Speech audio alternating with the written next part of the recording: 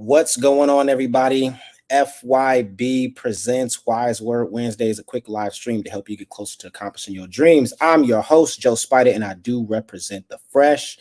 Listen, let me start this off by saying thank you to any one of our listeners or viewers, whether you're watching on Facebook Live, Instagram Live, X Live, YouTube Live, or whether you listening to the recorded version on Apple Podcasts or Spotify or however you're getting your podcast. I just want to say thank you for taking the moment of your time to listen to myself and some of the guests that we typically have on every time that we record. I do want to ask you if you could do me a favor and hit that like button, hit that subscription button. Listen to me. We bringing you some good content, some good information, some good insight. And sometimes I always say that, or not sometimes I always say, because that's contradicting. But what I'm saying is sometimes I tell people that a pastor of mine that I met a long time ago, he said, eat the fish and spit out the bone. You know what I'm saying? So take what you can from it, and the things that you don't, you can pass over to the side and keep it pushing. But when you hit that like button or that subscribe button, sometimes it allows other people to be able to see the things you like that shows up on their feed, and you never know. This could be the fish for that particular person. So I'm super excited to have you. I have another great episode for you this evening. Shout out to, we got a couple people already checking us out on X Live, but I got a great show for you. I have somebody that's really, really special to me, a person who I've known for over a decade now. And this person is probably one of the most intelligent people after that I just can personally say that I've known. Like, I have a real genuine, relationship with. The sad part about that is that he's a Kings fan.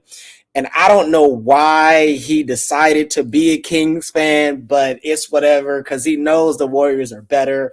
I'm talking trash because he's not on the show yet.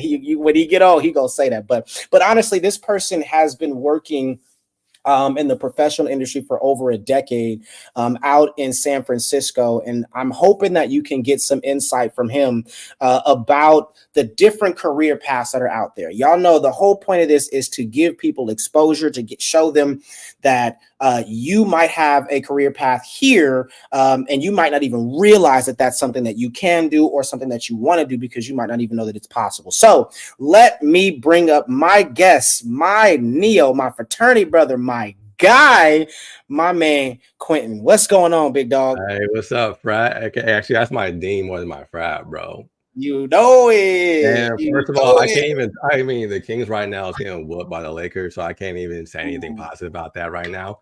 I hope he comes back. I don't know the score. The Warriors are playing the Bucks tonight, so I don't know the score yet because I've been out and about. By the way, for everybody, listen, I am in Southern California right now. I'm on the road. I've been working and traveling. That's kind of part of the reason why I haven't been able to provide you with new episodes. Like last week, I couldn't hit y'all with a new episode because I was traveling and stuff. So, but super excited for today. I don't know how my Warriors are doing, but it's okay. We're gonna say that they're gonna do better than the Kings. My man, Q, what's been going on with you, bro? How's life been? Man, life has been good, bro. Life has been treating me real good. Over the last 2 years, I've actually also co-founded a startup. Talk about that. Yeah. So it's called the Data Plant. We focus on automating customer engagement for profit margin expansion, right? And the thing that makes me most proud about it is the fact that it's, as of right now, ran by 3 Black men. I'm the head of product at CPO. I built the actual tech platform. A colleague of mine is head of data science, our CEO, and our head of sales is also Black, right? Wow. And I'm someone who's been working in the tech industry now since 2013, bro. I'm almost OG status now, and never have I ever almost OG, bro. You are. I saw a couple of gray hairs. You see, I got gray hair, bro. I got 1 or 2. You feel me in the beard? That's showing that wisdom. You know what I'm talking about? Hey, bro, I'm happy if the hair turns gray with the hairline don't move. I'm cool with that. So see, I got rid of mine. Look, when they started charging, when they started taxing for them haircuts, when they started saying $50, I said, "Don't trip. I'm gonna figure this one out. I got it." Yeah, bro. But life's been cool. So I've been out here in the Bay Area. Originally from Sacramento. So I got the 916 area code in my phone number. Never changing that. Went to Rockland High School. Met my dean here at Chico State. After I moved to the Bay Area, got my MBA from USF. Continue that education, and so I've been working in the tech industry for over a decade now, specifically within product. So thinking tell about me, actually, yeah. when you, my bad. Keep going. No, go for it, bro. I was gonna say, when you talk about specifically in product, could you go in depth more about what that means? What is like product management? What does that entail? Yeah, so I think about how to actually build the architecture of the software that we're building, right? So it's my job to be able to go out into the actual marketplace, be able to recognize like what our customers want, how to drive revenue for the actual business, create the full architecture of our software platform, and then give that to my engineering team to go out and actually do the actual programming to go build that. So my job is kind of be like that person to communicate with like the executive team in terms of like what our goals are, how we're going to build it, connect with like the actual like consumer or the user, find out what they want, how they're going to use the platform, like really understand that and take a psychological standpoint, like what they're trying to get out of that platform, create the entire architecture, and then feed that to my engineering team. And then they kind of do the program to build out the experience. So what is it that got you involved or started in this? I mean, because you were studying business, right? When you were in, was it undergrad? It was business, right? That you were studying, and Yep. you got your MBA, but you at USF, but that was more recently. You know what I mean? Like within the past. I think we graduated with our masters at the same time. I want to say it was that Yeah, same. bro. I was spring 21. Okay. So you graduated before me. I was 22. Yeah. But I remember us, we were talking as we were in school together at the same time.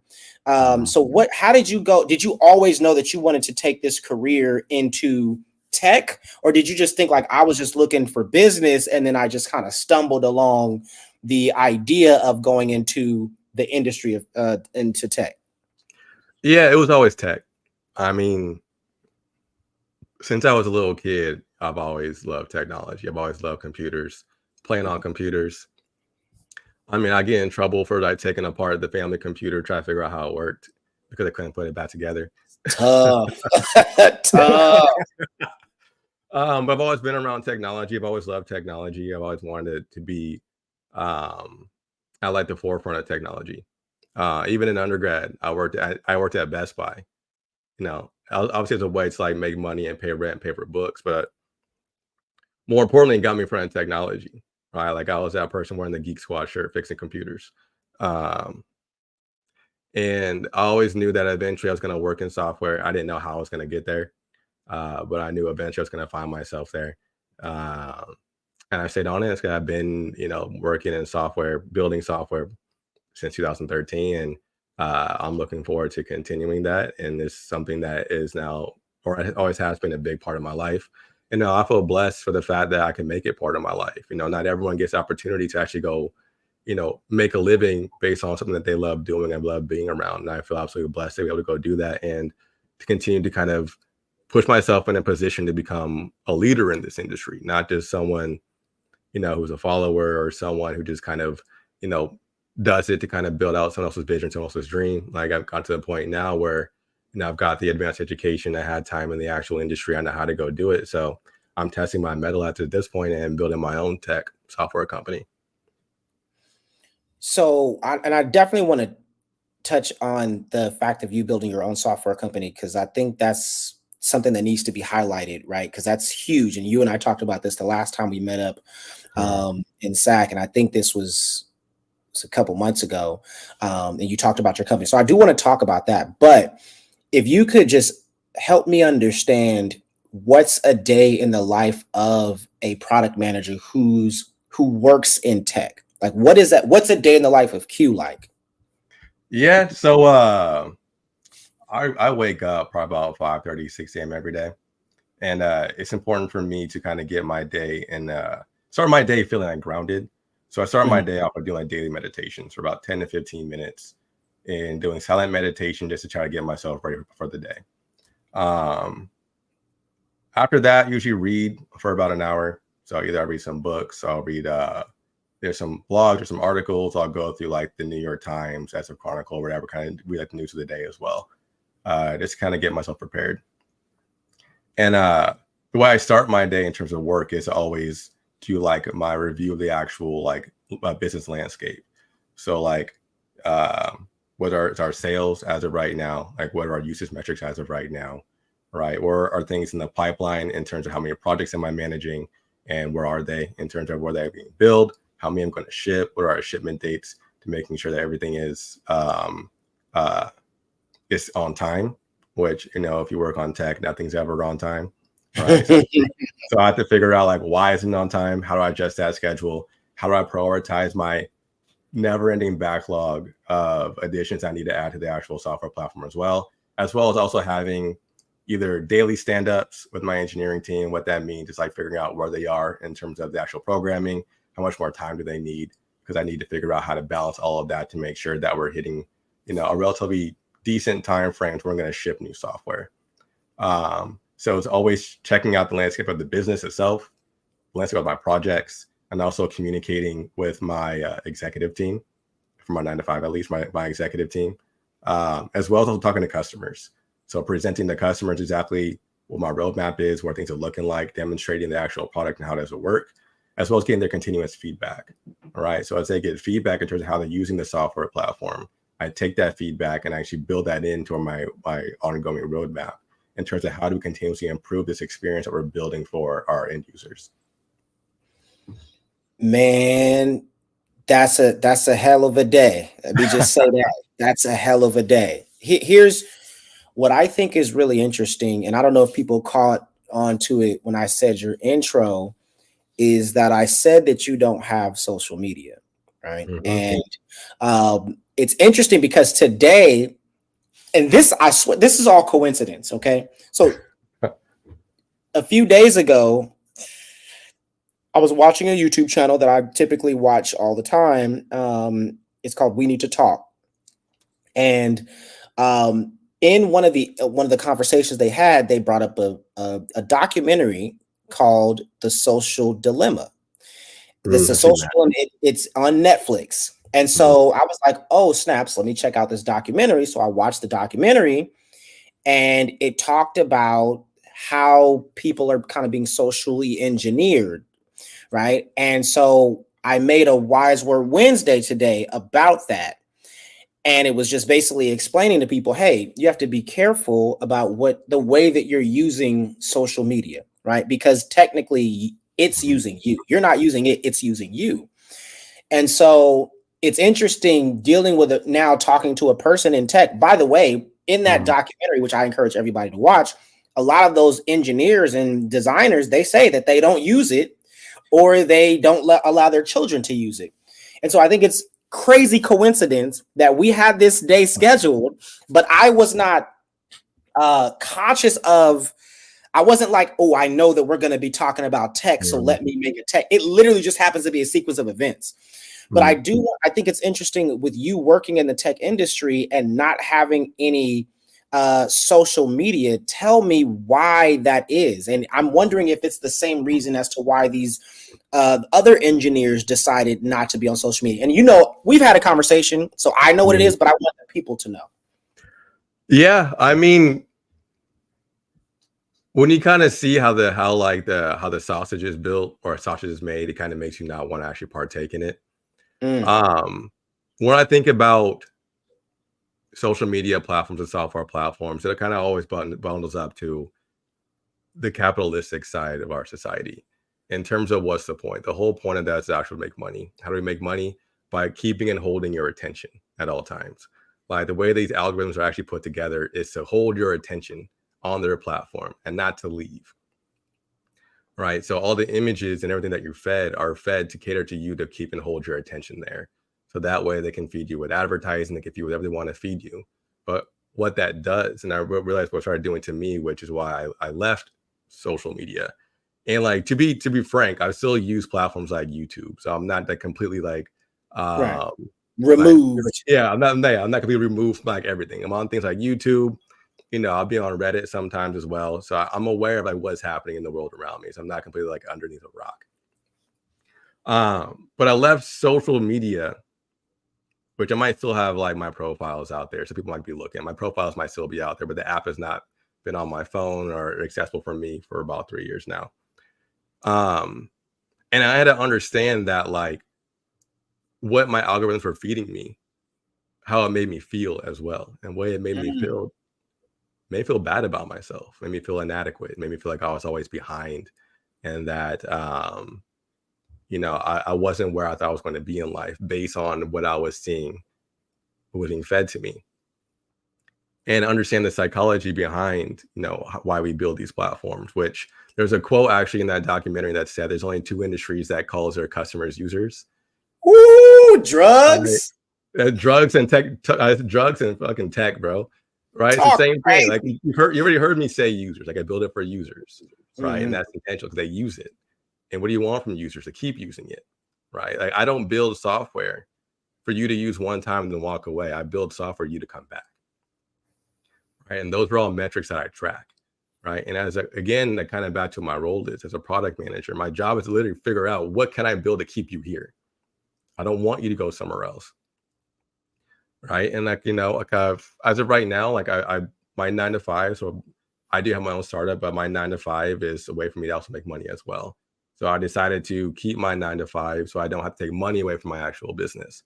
So that means I work 80-hour weeks, but at this point, it is what it is. It's sacrifice I wanted to make.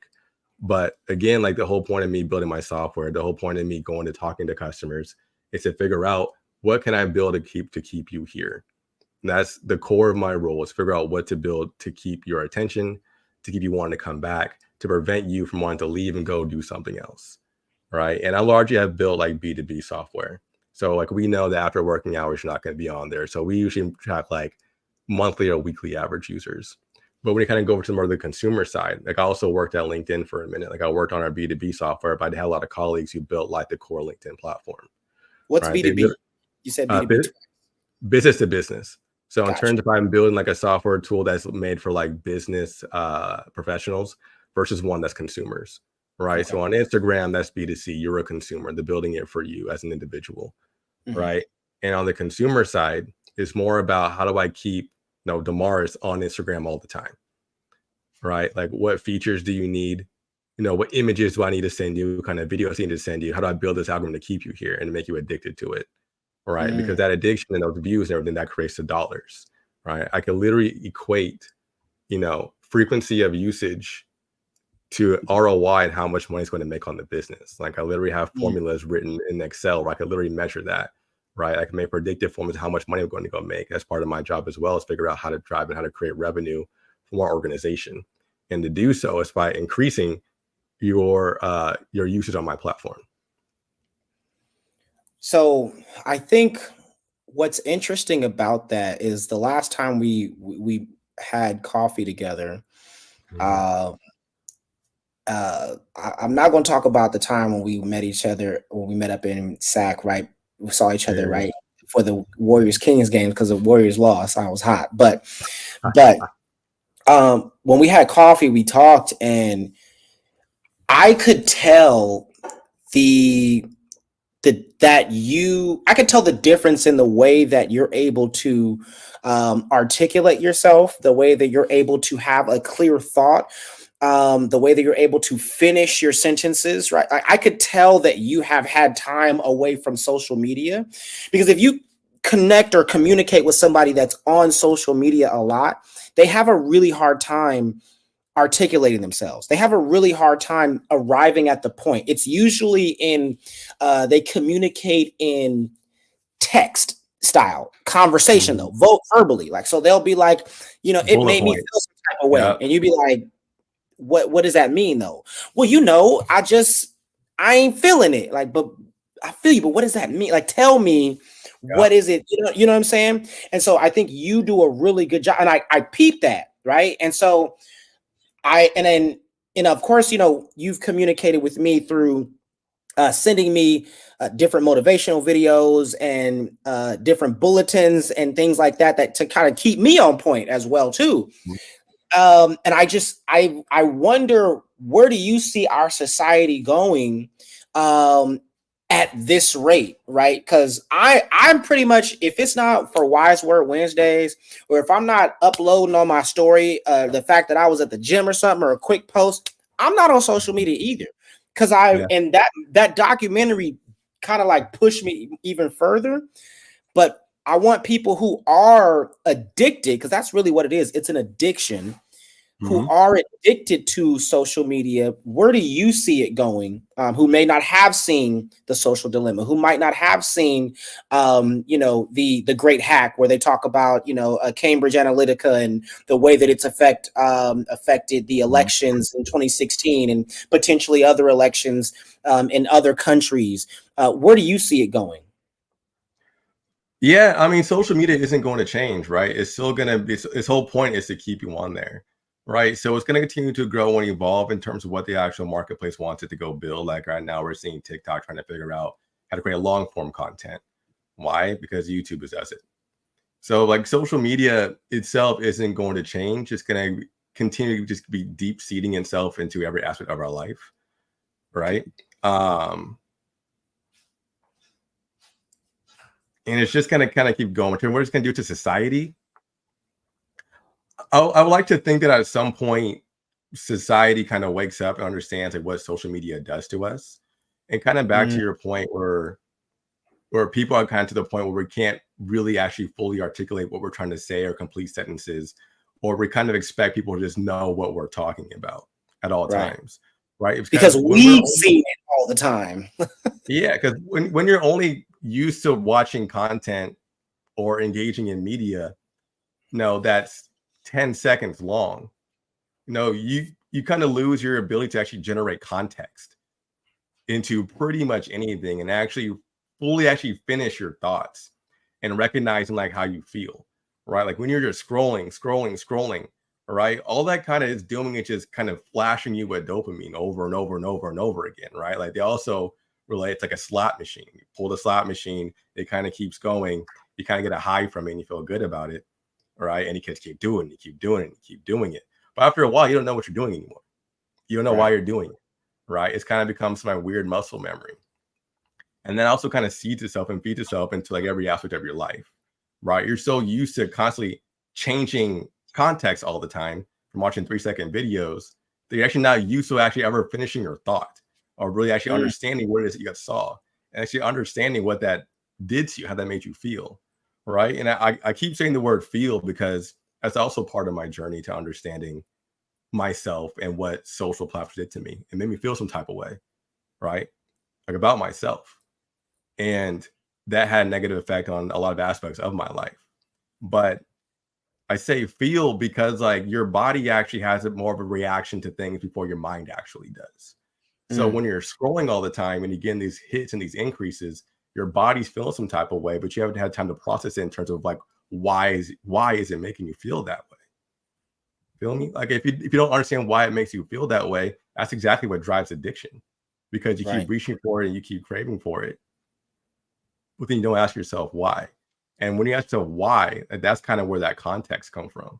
So when people say like, oh yeah, you feel me, you understand me, you hear me, like I hear you talking about, what the fuck you talking about? Right? Motherfucker, you talking. But I want you to say something. So that's kind of what it is, because we've gotten so used to just scroll, constantly changing context, seeing new videos, seeing incomplete thoughts. Right. So until you kind of engage in like dialogue or you intake dialogue that also has context and complete thoughts, then you yourself don't know how to actually create that. All right. So that means like, yeah, don't just read a tweet, read a book, read the full story, understand the entire character development. All right. Don't be afraid to read a blog just because it says it's 10 minutes long. Don't be afraid to read the news article. All right. The thing is that we don't do it because we think that's too much time. But the irony of that is you spend as much time scrolling. So you spend 10 minutes scrolling, and for some reason you feel like you've gained a lot of content and a lot of context. Because in that 10 minutes, you probably scroll through like 50 videos. Right. But all those videos kind of made you feel that rush and that high. But can you tell me what you actually saw? Nah, not really. But it doesn't mean it didn't have an effect on you. I think I agree wholeheartedly. The other day, last week, aside from just the whole idea of traveling and things like that, and being exhausted from that last week, another reason I didn't record an episode was because I watched the protest of the man who was a U.S. military. He protested on behalf of the conflict that's happening in Gaza, and so he lit himself on fire in front of the Capitol, and yelled out free. His last words were "Free Palestine." And so for me, right, I saw that, and I was still, at first I was going to do an episode and dedicate it towards that conversation again, which I already did one episode. Shout out to my man Jason Greenidge. I don't know if I think he did log in on Instagram Live, but shout out if you're still out there, man. Love you for that episode because he provided context. But the reason I didn't was because I saw that on Twitter, and the next feed was like people dancing, right? And the next feed was like something funny. And for me, as a person who I consider to be like somewhat cautious, right, of what's happening, I didn't like the fact that I was able to go from one emotion, one extreme emotion, all the way to the other in such a short time period. Right. I went from, oh my God, this is sad, this is terrible, to how laughing. could something like this happen, to that's crazy, like all within like 10 seconds from each other. And I felt bad.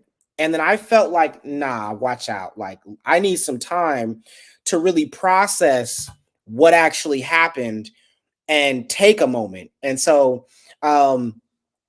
it's interesting that a lot of people do that every day and don't even recognize it, don't acknowledge it, and they just keep going, and they essentially download all these different things to where they're not even in tune with their emotions anymore, to where when someone dies or when someone is sick or when someone's hurting or crying or all of these things, it's like, okay, okay, okay. And it's not like we're not taking time to actually process or internalize what happened because we're so busy looking for the next thing.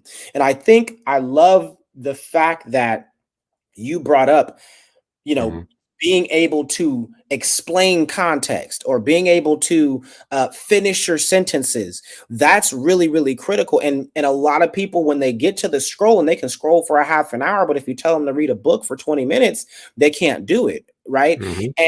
And what I, again, as a person who's aware, what I had to do was in order to get to the stage that I'm at now, I had to begin logging out of Instagram. And I would find myself picking up my phone to go on social media like Instagram, and I would ask myself, why? Why am I about to type in my password right now? And if I don't have an answer, put it down. And that's how I got more comfortable with, okay, winging myself off of the addiction that was social media. Yeah, and that's the thing, is really just asking yourself why, right? Because I found myself in the same thing. I pick up my phone, Instagram, to the point where it's like you kind of black out. Like, how did I get on Instagram? Well, I thought I was supposed to check my bank app. How did I end up on Instagram? Right? And there's something that you really have to think about is understand that emotional triggers. Like, what am I actually looking for on Instagram? Why do I keep coming back here? What am I searching for that I can't find somewhere else? Right. And for me, what I was searching for is some sort of validation to make me feel something. I was constantly looking for that. And that was extremely unhealthy for me. Right. So like, like you mentioned, like my pastor, why am I on here? I was just on Instagram 10 seconds ago, and here I am grabbing it again. Right. So that's the addictive nature of it. When you start reacting to it, you can't even answer yourself like why. That's the point where you have to really start to think about yourself, like, what is it actually doing to me? Right. And that's also the part in terms of kind of going back to context, is understanding your own context in terms of like the why am I behaving this way? Because like I mentioned before, your body always reacts before the mind does. Right? Like how many times have you been in a situation where like you just feel weird or get a feeling over your body before you actually understand what it is happening around you, but you get a feeling. All right.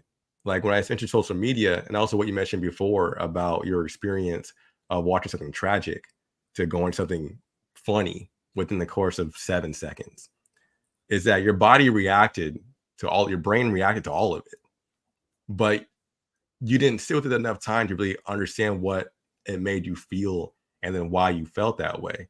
So kind of all you're doing is just reacting instinctively. Oh, I'm sad. Oh, I'm happy. Oh, I'm sad. Oh, I'm happy. But you don't think about exactly like what's causing that a roller coaster inside you. All right. So, like for me, it kind of took some time. Like you kind of have to reestablish like that mental muscle and like discipline to be able to sit there and read a 7-minute article. Right. Because you're so used to 3 seconds, 3 seconds, 3 seconds, 3 seconds, 3 seconds, and that constant context switching that all of a sudden reading 3 paragraphs becomes too hard. Right. It's because you haven't worked that muscle. Like it's a muscle. Your attention span is a muscle. Right. I'm not a doctor. I'm not gonna pretend like I'm a doctor, but I can only speak from my own experience. It's a muscle. Right. Like it used to be me sitting down to read a 7-minute New York Times article was difficult. After 2 sentences, my mind would just go somewhere else. Right. It would just go somewhere else and pick up my phone, start scrolling, could never get through an article, but I just kept doing it. Right. Next thing you know, I got good reading articles, started going back to books, started reading full books. I could sit down now, read 3 or 4 chapters without a problem. Right. But I know many people have a problem with that because they always feel like they need to go do something else. They always feel like I need to go on Instagram, I'm missing out on something. Right. You're not missing out on anything. Yeah, just sit there and enjoy being present. Enjoy this book, right? Enjoy this story that you're in. Right. There used to be a time where like doing one thing was enough. Right. Like we're old enough to remember a time before the internet, right? You feel me? We could sit here and go like watch a movie, go watch a show, and that's just what you were doing, watching the show. But now you can't. You gotta have the show on, gotta have your phone, gotta have your iPad. All right. You gotta be entertained 3 different times at one time just to kind of feel you have your mind feel stimulated. All right. And that all that does is constantly look for more, look for more, look for more. So also it comes to a point where you do have to discipline your mind to just sit and be present in what it is that you're doing. Right. And being present means comes to context, comes to time. You have to give more time to this one thing that you're doing. All right. And I've noticed that when I started doing that, a lot more things started to change for me. Well, I started becoming a lot more productive. I got better at my job. I got better professionally. Right. I started becoming better financially. It became more disciplined. Instead, I started waking up earlier. And I developed a process for myself that put me in a situation to continuously grow and to improve that I didn't have before. And because I started to mentally discipline myself, it got away from like that constant context switching, that constant scrolling, right? Only seeing things in 3 seconds, always reacting but not understanding why I'm reacting. Feel me? So like that took some time. And back to your question about like where society going, I hope society becomes more self-aware. Like that's kind of the optimistic view that I have, is that at one point society also didn't know that cigarettes were bad for us. Right now we know it's bad. I mean, some still smoke them, it is what it is, but at least we all know it's bad for us. I think at some point we're gonna realize the same thing about social platforms, right? That it's bad for us. We shouldn't do it, or we should really regulate how much we're bringing in and understand what it's doing to us, right? What it does to our mental health, what it does to our emotional states as well. That constant switching of context, right? Like, that's not healthy.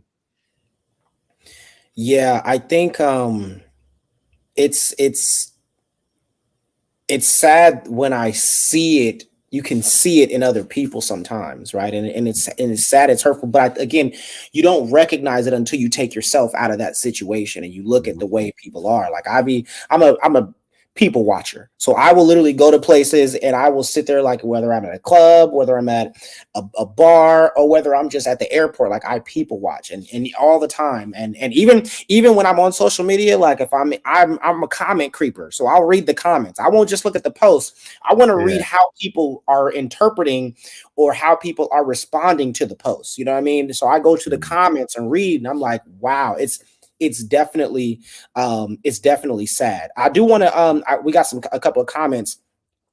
Jason is watching, so shout out to my man Jason. Much love to you. That's Frat as well. He said the young man that was protested, he actually was in front of the Israeli embassy. So I know I said that he was in front of DC, in front of the Capitol, but it was actually the Israeli embassy. So I appreciate you for the correction on that, because I definitely want to be accurate with the right information. But with that being said, we're definitely going to have to do a part 2 of this. But I do want to talk about your specific company. Like let's talk about not company, but the software, the app that you are developing in regards to help other businesses. You said it's business to business. All right. Talk about that particular app and how you got started in that one. Yeah. So actually, a friend of mine while I worked at LinkedIn had this idea. He had the idea of building a platform that would allow businesses to proactively communicate and engage with their clientele, right? With the idea that it'll allow that business to actually be able to increase their profit margins by creating a better experience for their clients. And it could be anything. It could be a coffee shop. It could be another software company. It could be a consulting firm, right? They need to be able to understand how they're communicating with their book of business or with their clients to be able to actually expand their profit margins, right? And you learn in any business one-on-one course that like the only way to actually grow a business is to keep the business, right? It costs more money to acquire new business to keep their business. And so we're building a software platform that puts your business in a position to actually keep your business there, right? And to expand that margin and create more upsell and cross-sell opportunities. And the way that our initial prototypes and the way we're doing it is that we're building it on top of like data science principles. Like we want to figure out a way to actually pattern match to put business opportunity to be more proactive to really understanding how their customers are interacting with their business, right? So let's say that you're running a bakery, right? And you're able to keep track of all your transactions like a rewards program. So our software platform will then plug into that rewards program, right? And we'll say like, hey, like Damaris is actually one of your best customers. He's here every week. He hasn't been here in 3 weeks. You should probably contact him. Maybe send him some sort of free muffin or something, but contact this customer, right? Another thing that we do, since like the advent of AI, we've actually been able to do so at a deeper path. So like I mentioned, we first started doing this like using data science. And we couldn't figure out how to get that to actually scale. Like our prototypes kept breaking. They didn't work. We get out like 5 to 10 users and they would just completely just like crash. All right. So we couldn't figure out a way to actually make it scale because, again, like that's actually how you grow an actual software business. You actually work and operate at scale. And we built probably about 10 to 15 different prototypes. I myself even got behind like under the hood and started writing some code as well. Couldn't get it to work. Couldn't get it to scale. Right, we had a vision, we couldn't make it work. 2 years ago, like OpenAI comes out with ChatGPT, right? We then figured this might actually be a help our scaling issue. So for the last 2 years, we've been experimenting with actually being plugged into OpenAI to actually run the plumbing of our software platform, and then kind of bring that towards our interface. And so now what we do, we have to create this 360 view of your book of business, of your customers, and we actually bring in and we automate and we analyze every single element and aspect of your customer interaction, right? We could check through all of your logging data to see like how frequently are they actually using your platform, or how often are they visiting your bakery? What did they buy? How do they feel when they bought it, right? If you connect with them over email, we actually scan the emails for sentiment analysis to see like, were they upset? If they are upset, we'll let you know if they were upset and why they were upset. So that way you can figure out a different concession to keep them there.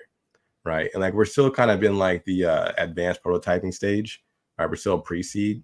And over the last like 18 months, we've been able to actually bring in like $500,000 in funding to continue to keep building on our platform.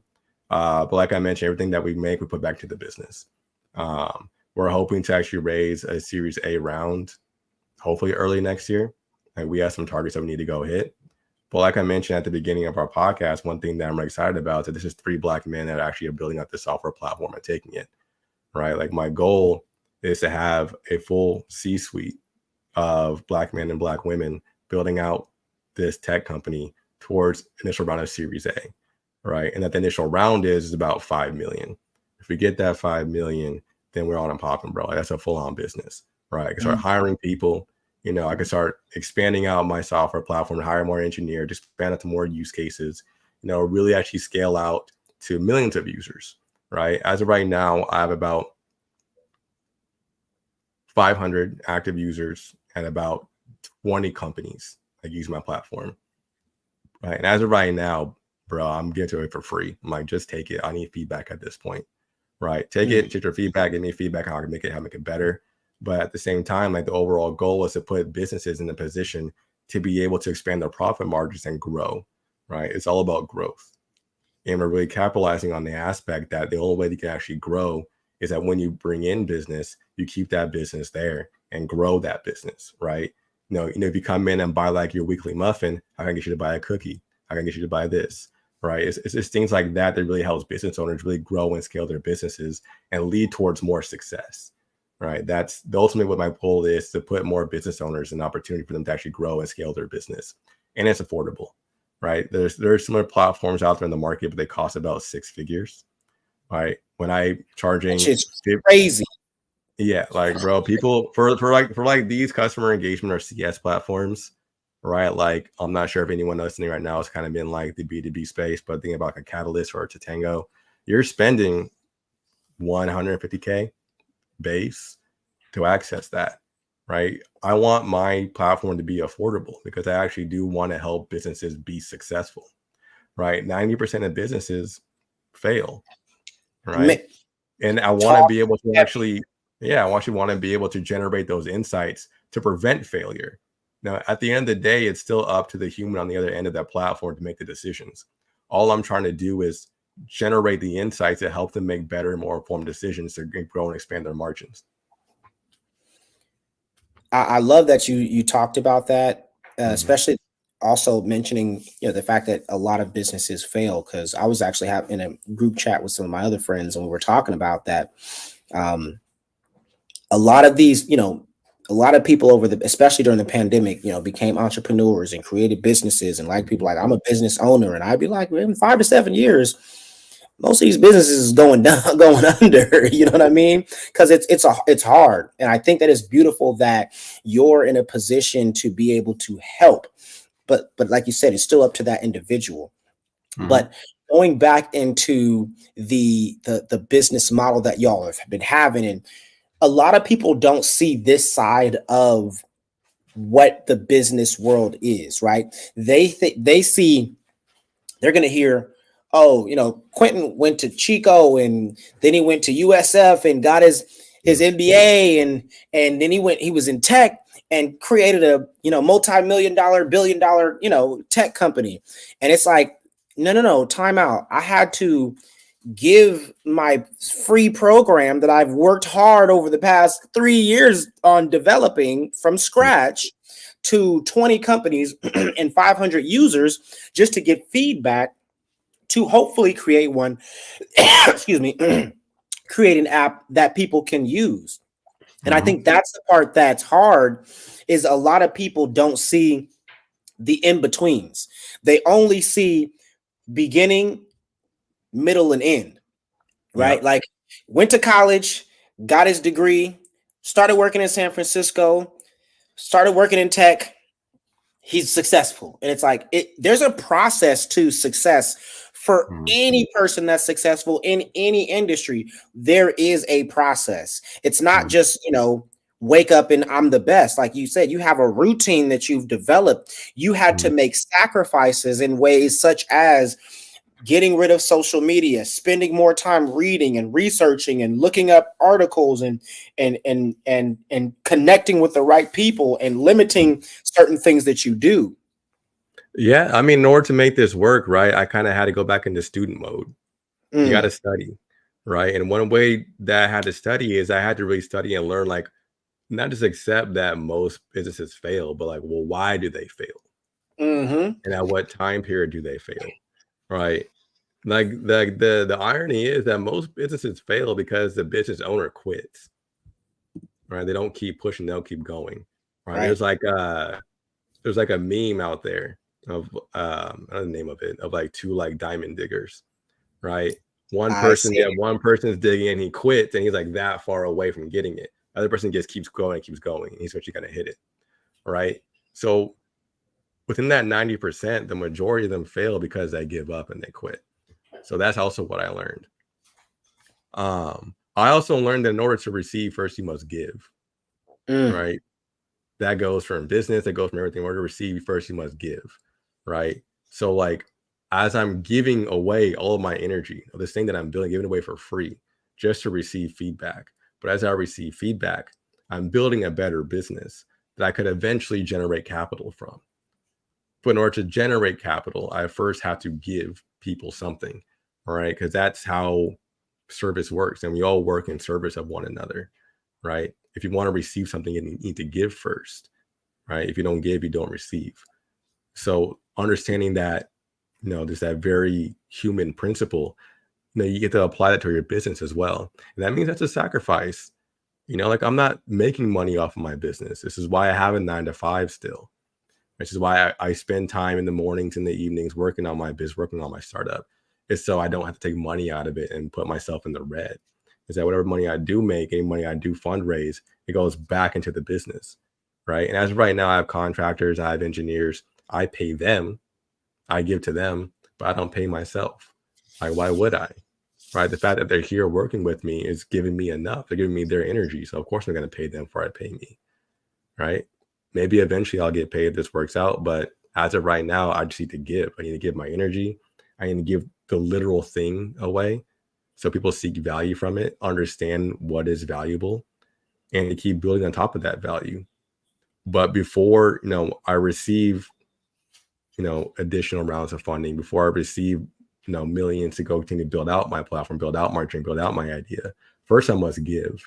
And that's a lesson that I learned in my studies in terms of not just in business school, but just my own studying in terms of how do I create my own business? How do I create a successful business? How do I avoid pitfalls? What are the pitfalls? In which scenarios do these pitfalls happen? What time periods do they happen? And like one thing that's also really helped me with my studies is just writing everything down.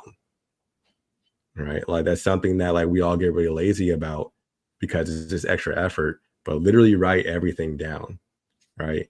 And plan and have a plan and stick to that plan. Not so much where you're so fixed on it that you don't like, that's not flexible, that you don't like move if you need to move. But like at the same time, I really have a plan and keep driving toward that and don't quit, don't stop. Right. And that kind of goes to my next point that I had to learn, also to have like a growth mindset and not having a fixed mindset. When you have a fixed mindset, you're really solely focused on results and outcomes. Right. And you get in a very much of a W's and L's, wins and losses kind of mindset, right? I had to stop doing that because the fact is that if you're in a business, just in life in general, like life is baseball numbers, bro, right? Like if you're getting 3 out of 10, you're a Hall of Famer, which is crazy, right? Bro, there's dudes in the Hall of Fame, bro, who failed 7 times in baseball, right? But that's just an illustration of life itself. Right. So I also had to realize that in my studying is that more for this work, I need to develop a growth mindset, not a fixed mindset. It's not about outcomes, it's not about results. It's about progression every single time. Right. And if you put yourself in that mindset of constant growth, you recognize there are no W's and there are no L's. It's only moving forward and that's it. Right. Because even when you quote unquote take an L, guess what? I learned something. I got better from it. Right. And it's best to also learn from other people as well. So I went back and I studied what businesses fail. Why do they fail? We have all of human knowledge uploaded on the internet, right? Which is ironic. So anything you want to learn, you can go learn it. And so learning exactly why. Go learn it instead of looking at bullshit. Exactly. You gotta go knock on doors, but you gotta go look for it. But if you actually talk to business owners who failed, a lot of the time they say that they got too fixed on like one thing. I got too fixed on this one result, this one outcome, that they didn't see all the other opportunities that they could have had. Right. But when you have more of a growth mindset, you kind of open yourself up towards more opportunities that you probably don't match your vision, but still match your growth and your progression. Right. And that's something that I had to adapt to myself as well. Like I said, like I've gone through 27 prototypes that didn't work, kept going. Even now, I still find bugs in my software on a daily basis. I got to go back and fix. Just keep going, doing the quit, keep getting better, keep getting better, keep getting better. You know, until eventually you find yourself in a position where you just like look up one day, like, oh damn, here's where I'm at right now, right? Like I have people working with me, building it. When before it's just 3 of us, now there's 10, right? Because I progressed, I kept going forward. I didn't see things in the way of as wins and losses. Constant progression. I learned for everything. And every time something didn't go in a way that I wanted to, right? Every time I took a step backward, I wrote it down. Why did I take a step backward? You know, what was that scenario? Like what happened? So that way, when that pattern presents itself to me again, I can quickly analyze it and choose a different path this time. Right. And that comes from also just being intentional. Like, write things down, be intentional, write things down. If you feel like, you know, something didn't go your way, why didn't it go your way? What did you learn from this? Right. And that's the key element, is thinking about what did you learn from this? Because that's progression. That's how you get better. Right. I'm a Kings fan, but no, you can't find a sports fan who doesn't respect Mamba mentality. Right. Like you can't. Right. And one of this, I mean, you could go on YouTube and probably spend 5 hours just watching Kobe interviews. But he had a quote where he's like, I love losing. I got better because of it. See me next time. I love losing. Right. When you have a growth mindset, you never see a loss as an actual loss. Like you progress forward, you got better. That's a fact, man. A loss isn't a loss. It's a lesson as long as you're progressing. Yeah. You know, I think that one of the challenges that I have is the consistency part in regards to taking the notes about how the day went. I think that's one of the challenges that I have. I can do all the learning, the research and all those stuff. But when it comes down, I struggle with journaling, taking down those notes, talking about every day. Like I could do it maybe once a week. I could do it once a month, but the everyday part, it's just, we're so accustomed to taking care of so many different things that we forget about the priority, which is myself, right? It's like, I have to be able to sit myself down and say, no, it doesn't matter what you do, even if it's 5 minutes before bed, like you can, you know what I mean? You can do that. Like you can still take a couple of minutes to be able to write about, right? But it's the, once you develop it over time, right? Like I downloaded the app, Notion, you know what I'm saying? I downloaded it because you put me on since we talked. And, as great as an app it is, I still find it challenging. But what I started to do was, at different moments throughout my day, if I recognize that I'm feeling something, that's where I'll go and I'll start writing it down or typing it in and being like, you know what, when this happened, I felt this particular way. And then that's when you start sparking the conversation, and that's what within yourself. And you're like, oh, we need to put a little bit more. Let me explain a little bit more. And I think that's one of the things that people like Albert Einstein, really, really did. They really was like writing a lot of stuff down. If you go into like some of the great inventors, Carnegie, all these different people who were like amazing, they wrote a lot of stuff down because then they could go back and challenge it. But I know that you're on a time strain here, and I know you got a lot of stuff on your plate. So I do want to kind of wrap things up by asking you and I know you've been dropping a lot of gems, a lot of jewels, a lot of notes for people, but if there was one piece of advice or information or words of wisdom, here Wise Word Wednesdays, every single week we drop knowledge. Every single week. We've been doing this since 2017. So we are on year 7 of the movement, where we always drop a little bit of knowledge, a little bit of insight. So for you, if there's something that you could tell the people that you want to help them out with, what would that one thing be? What type of wisdom would you give? Understand your emotional triggers. Ooh, tell me more. Like understand why you feel the way you do. Understand what triggers you, right? When you're feeling anxious, understand what makes you anxious. And when you're feeling happy, understand what makes you feeling happy. Understand what makes you feeling sad. And take time to really understand that, right? Because I mentioned earlier, life moves in patterns. What's happening to you right now will happen to you again, right? If it's happening to you again, you're going to feel that same exact way again in the future as well. So really understand like why you feel that way. Understand what triggers you. Because if you understand what triggers you and you see that pattern coming back again, you're going to think about how you're going to react to it. And it better helps you better frame yourself, think about how you're going to react to certain situations. Because you know this thing about to happen to you is about to trigger you. And since you know it's going to trigger you, you can think more about how you're going to react to it. Rather than just reacting the way that situation wants you to react, you can react the way that you want to react yourself. So that's my word of advice for this week is understand your emotional triggers, understand the why you feel such a certain type of way. So that way, when things happen again, you can have a better reaction than you did the last time. I love that, bro. I love it, man. Listen, we definitely have to do a part 2. And maybe I know we were talking before we started going live. We were talking about possibly doing a live, sit down with you, at the crib, when next time you come out to SAC. We got to do a part 2 because there's so much deeper and so much just general conversation I want to have with you on, that again, like I said, you're one of the smartest people that I know, and I'm thankful that I can be able to say I have a personal relationship with you. But I think that you have some of the things that you've been able to overcome and the process that you have. I think other people should have the opportunity to be to have the access to that information or that process or that knowledge. And so I would love to have another conversation with you.